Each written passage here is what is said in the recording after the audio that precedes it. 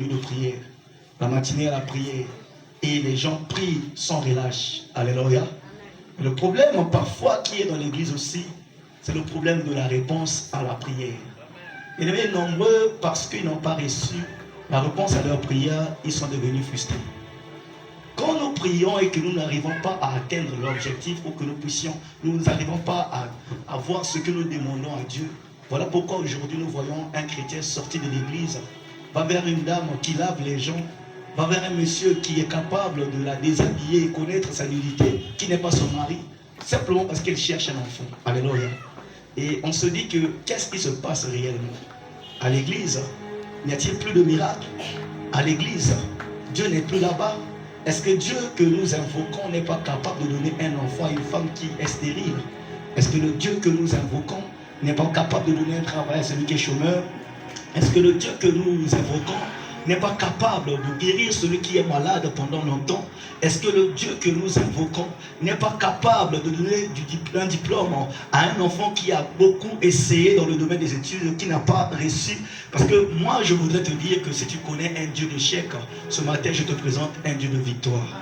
Si tu connais un Dieu des difficultés, je te présente un Dieu qui peut emmener la facilité dans ta vie. Et je connais de lui, il dit même que même ceux qui te haïssent, il verra qu'à ce que tu puisses avoir leur grâce. Alléluia. Amen. Et si quelqu'un n'est pas répondu à sa prière, ce dernier ne doit pas se lasser de prier. En réalité, nous devons prier de façon à ressentir Dieu. Nous devons prier de façon à atteindre Dieu, à toucher Dieu dans notre prière. Et ici, dans le livre de Jérémie, la Bible dit que invoque-moi, je te répondrai. Est-ce que je peux te poser une question ce matin? Est-ce que depuis que tu invoques, on t'a déjà répondu? Est-ce que depuis que tu invoques Jésus, il t'a déjà répondu? Le problème parfois dans l'église, c'est le problème de la réponse. Vous voyez quelqu'un venir aujourd'hui, le lendemain, il est dans une autre église. Il dit, papa, là-bas, on m'a invité. Si quelqu'un peut laisser sa propre fête pour aller dans une autre fête, c'est qu'il trouve que sa fête, il n'y aura pas des gens qui viendront ainsi. C'est que sa fête n'a pas d'importance. Je prendrai un simple exemple. Si je suis né la même date que toi, et que moi j'organise mon anniversaire, et j'ai été invité, tu me dis que tu organises aussi ton anniversaire, est-ce que tu viendras à mon anniversaire? Parce que tu sais que toi aussi tu as de l'importance.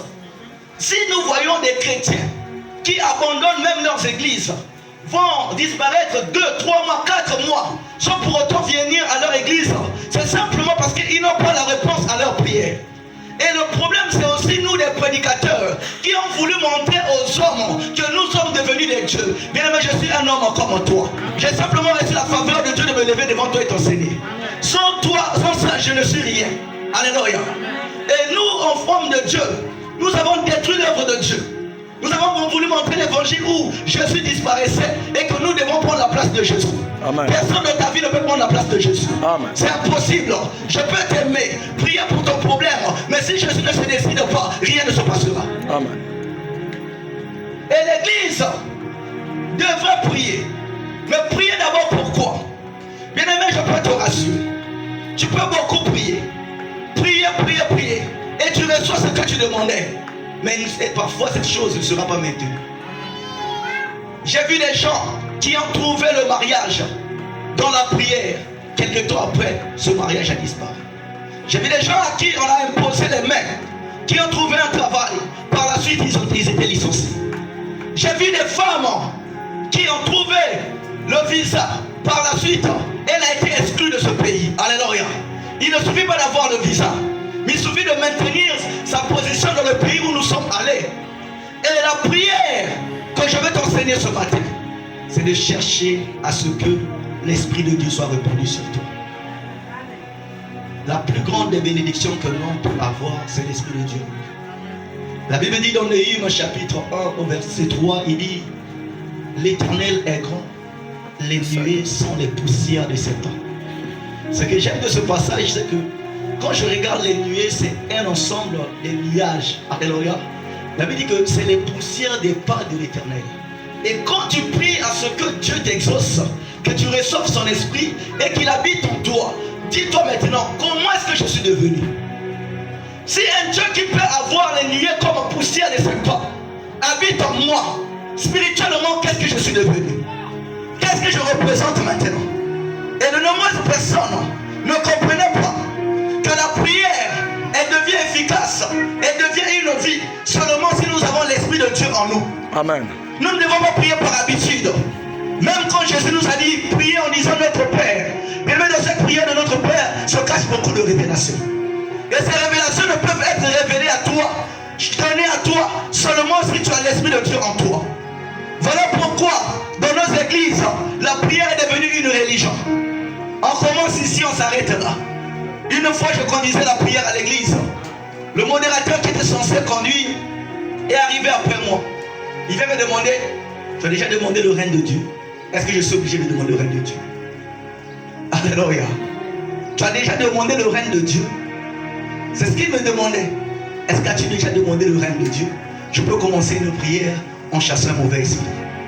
Parce que je suis orienté par Dieu directement. Amen. Parce que le Saint-Esprit habite en moi, il me communique cela. Alors, bien-aimés, nous voulons toucher un point qui est important pour toi. Vous savez, la Pentecôte, au départ, n'était pas une fête chrétienne. La Pentecôte n'a pas été chrétienne. Et quand j'ai fait mes recherches sur Pentecôte, en grec, Pentecôte veut dire Pentecôte. Alléluia. Et si je t'ai étonné en te disant Pentecôte veut dire 50, est-ce que ça a une importance? Pentecôte veut simplement dire 50. Alléluia. Amen. Mais il y a un mystère caché dans ce 50 là. Le 50 là, c'était aussi le 50e jour de la résurrection de Jésus-Christ. Amen. Est-ce que quelqu'un me suit? C'était le 50e jour de la résurrection de Jésus-Christ. Et la Bible dit que ce jour-là, nous allons d'abord prendre la parole de Dieu. Je vais parler vite. Alléluia. Est-ce que tu es là avec moi?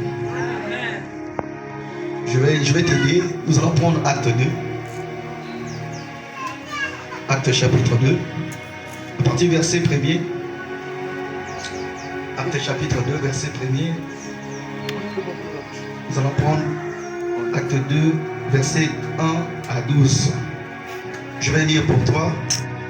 Elle dit, le jour de la Pentecôte, ils étaient tous ensemble dans le même lieu. Tout à coup, il vint du ciel un bruit comme celui d'un vent impétueux, et il remplit toute la salle où ils étaient assis. Des langues semblables à des langues de feu leur apparurent, séparées les unes des autres, et se posèrent sur chacun d'eux. Et ils furent tous remplis du Saint-Esprit, et se mirent à parler en d'autres langues, selon que l'Esprit leur donnait de s'exprimer. Or il y avait 11 séjours à Jérusalem des Juifs, hommes purs, de toutes les nations qui sont sous le soleil, sous le ciel. Au bruit qui eut lieu, la multitude accourut, et elle fut confondue, parce que chacun les entendait parler dans sa propre langue. Ils étaient tous dans l'étonnement et la surprise. Et ils se dirent les uns aux autres, voici, ces gens qui parlent ne sont-ils pas tous galiléens? Et comment les entendons-nous dans notre propre langue à chacun, dans notre langue maternelle, Parthes, Mèdes et Lamite, et ceux qui habitent la Mésopotamie, la Judée, la Cappadoce, le Pont, l'Asie, la Phrygie, la Pamphylie, l'Égypte, le territoire de la Libye voisine, de Cyrène, et ceux qui sont venus de Rome, juifs et prosélytes, crétois et arabes, comment les entendons-nous parler dans nos langues des merveilles de Dieu? Ils étaient tous dans l'étonnement, et ils ne sachant que penser, ils se disaient les uns aux autres, que veut dire ceci? Amen. Bien-aimés, ce qui est bien, c'est que la Bible dit que c'était le jour de la Pentecôte. Et la Bible aime préciser. Alléluia. C'était un cinquantenaire. Et c'était un jour de plus où Jésus était ressuscité. Après sa résurrection, il y eut 50 jours avant que nous parlions de la Pentecôte. Et c'est ce mot qu'on a choisi en grec, de son origine. Pentecôte veut dire seulement 50. Et pour nous les chrétiens, Cela symbolise 50 jours après la résurrection. Si nous avons une bonne mémoire, nous allons voir que depuis la Pâque que nous avons célébrée et jusqu'à aujourd'hui, ça fait pratiquement 50 jours également. Alléluia. Ça fait pratiquement 50 jours. C'est comme ça que le calendrier romain est constitué. Et à cela, les Juifs étaient là. Mais ce qui m'intrigue un petit peu, c'est que ça veut dire que c'était les hommes pieux qui étaient sous le ciel.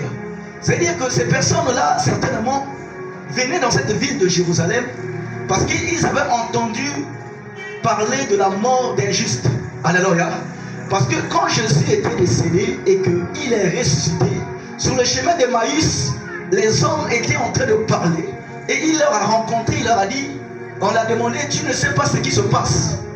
Un homme juste est décédé. Alléluia. Et il s'est révélé aux disciples en disant, allez dire à mes frères qu'il m'a